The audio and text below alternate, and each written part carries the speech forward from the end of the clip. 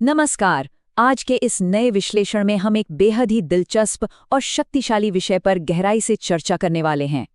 आधुनिक जीवन शैली में थकान और मानसिक तनाव से तो हम सभी परिचित हैं, लेकिन जरा सोचिए, अगर केवल श्वास लेने के तरीके में एक छोटा सा बदलाव करके पूरे शरीर और मन को तुरंत पुनर्जीवित किया जा सके तो? जी हाँ, आज का हमारा फोकस एक ऐसी ही प्राचीन और अचूक श्वास तकनीक पर है, जिसे भस्त्रिका प्राणायाम कहते हैं।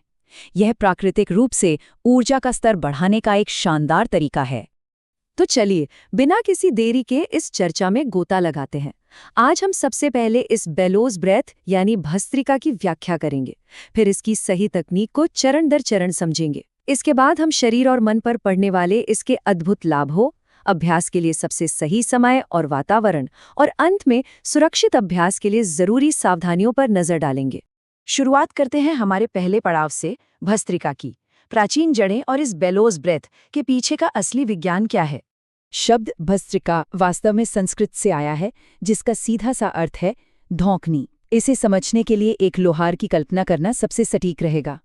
जिस तरह एक लोहार भट्टी की आग को धधकाने के लिए धौंकनी को तेजी से चलाता है, बिल्कुल वैसे ही इस अभ्यास में हमारे फेफड़े एक यांत्रिक धौंकनी की तरह काम करते हैं। जब कोई भी व्यक्ति इस तकनीक में बलपूर्वक और सक्रिय रूप से श्वास लेता और छोड़ता है, तो वो असल में शरीर के भीतर मौजूद एक आंतरिक अग्नि को जगा रहा होता है। ये कोई सामान्य शांत श्वास नहीं है, ये एक 100% सक्रिय और ऊर्जा से भरी हुई प्रक्रिया है। अब आते हैं इसके सबसे व्यवहारिक हिस्से पर, तकनीक में महारत हासिल करना, यानी भस्त्रिका को सही तरीके से कैसे किया जाए। किसी भी नए अभ्यासकर्ता के लिए शुरुआत हमेशा सही शारीरिक मुद्रा से होनी चाहिए। रीढ़ की हड्डी, गर्दन और सिर एकदम सीधी रेखा में होने चाहिए, ताकि हवा का प्रवाह बिल्कुल निर्बाध हो।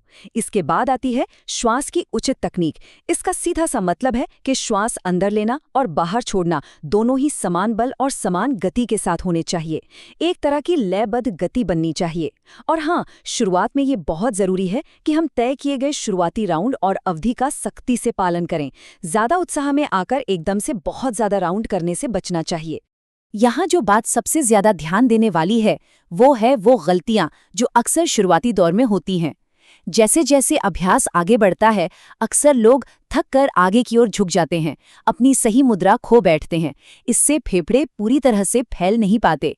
दूसरी आम गलती है श्वास में असंतुलन, यानी श्वास खींचने में तो पूरी ताकत लगा दी, लेकिन छोड़ते समय शरीर को ढीला छोड़ दिया। याद रहे, दोनों में बराबर बल होना चाहिए।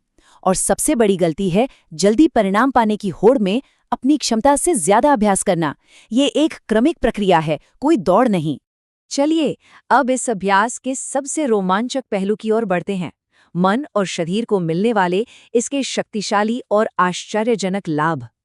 ये समझना बहुत दिलचस्प है कि कैसे ये एक अकेला अभ्यास हमारे पूरे वजूद को संतुलित कर देता है।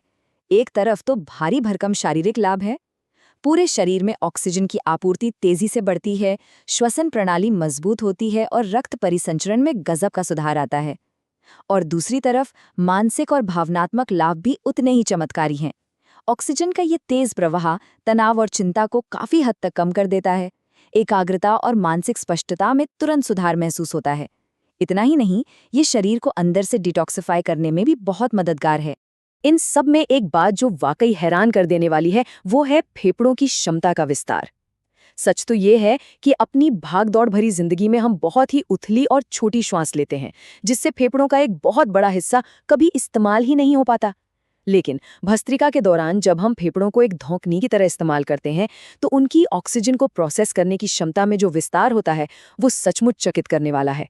ये बिल्कुल वैसा ही है जैसे शरीर के इंजन में एक नया बेहद शक्तिशाली एयर फिल्टर लगा दिया गया हो।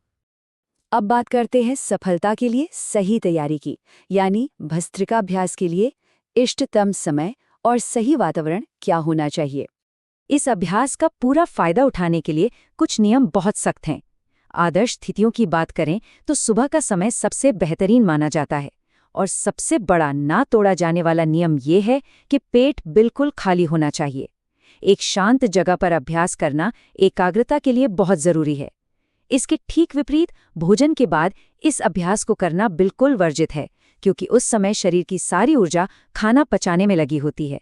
और अगर आसपास बहुत शोर शराबा या ध्यान भटकाने वाली चीजें हों तो मानसिक शांति का असली मकसद ही खत्म हो जाता है। और अब आते हैं हमारी आज की चर्चा के अंतिम और संभवतः सबसे महत्वपूर्ण हिस्से पर, सुरक्षित अभ्यास के लिए जरूरी सावधानियां। देखिए, सुरक्षा के मामले में कोई समझौता नहीं किया जा सकता।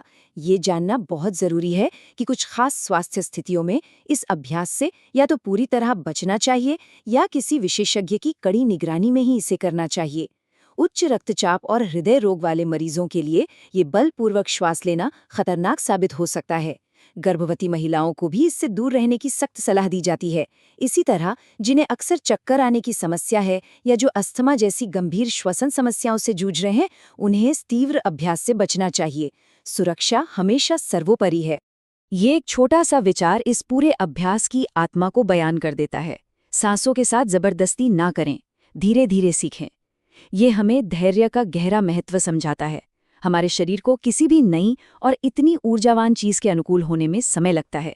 अगर हम सांसों के साथ जोर जबरदस्ती करेंगे तो फायदे की जगह नुकसान उठाना पड़ सकता है। हमेशा आराम से, बिना किसी हड़बड़ी की शुरुआत करना ही सही रास्ता है। तो इस पूरे विश्लेषण का निचोड़ यही है कि निरंतरता, धैर्य और भीतर की एक शांत प्रेरणा के साथ ही इस दिशा में आगे बढ़ना चाहिए। ये एक रात में होने वाला कोई जादू नहीं है, बल्कि शरीर और मन को साधने की एक लंबी प्रक्रिया है।